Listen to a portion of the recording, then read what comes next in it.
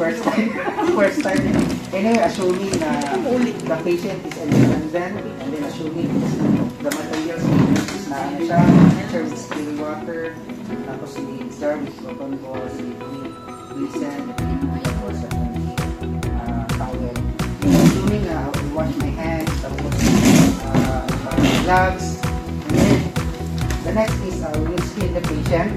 I will ask na magkailata na we are performing cleaning for personal parts.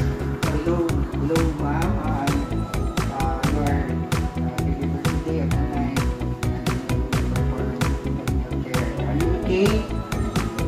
Okay with us? Then we will prepare the cotton balls.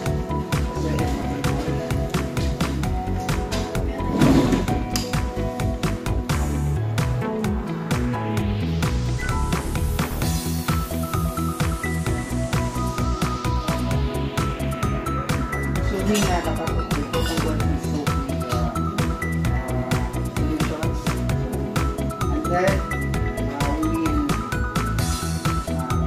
do flushing. Anyway, the patient is already okay, so since independent, we will just ask the patient na we will put the bed pan. So ma'am, ibutang the bed pan, so can you please use your bottles para mabutang the bed pan, assuming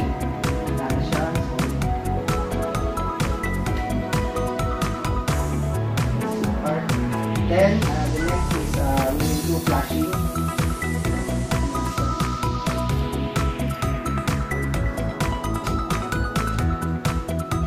Then the next is we will do the first one for the balls.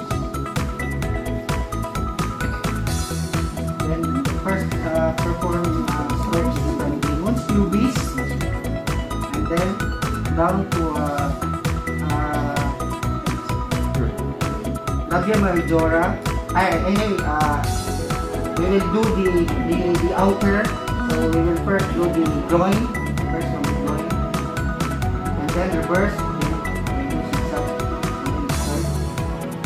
Second balls is on the other side, from the groin, and then reverse.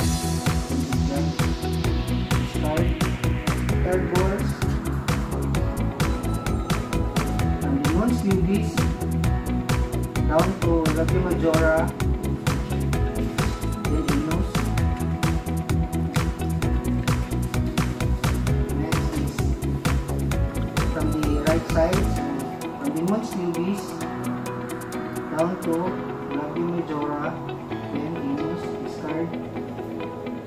Next is from the mons pubis down to labia minora, the nose. Discard. Next is on the other side, from the mons pubis, labia minora, nose, discard. Then the last ball, cotton balls, is from the inner, so from mons pubis down to clitoris, bladder opening, vaginal opening, then the nose, discard. So we will inform the patient na ma'am, we're done with the perineal care. So next is we will get the bed pan. So we will ask the patient na pwede taas niya yung batas para makuha na itong bed pan. Ma'am, are you okay? So taas niya, then we will get the bed pan, and then we will get the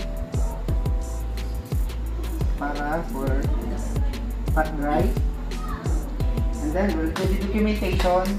Since the last part is the documentation, we will ask the patient na today is your perineal care, then we'll do the time, and then the next is confirm na we've done the perineal care. That's all.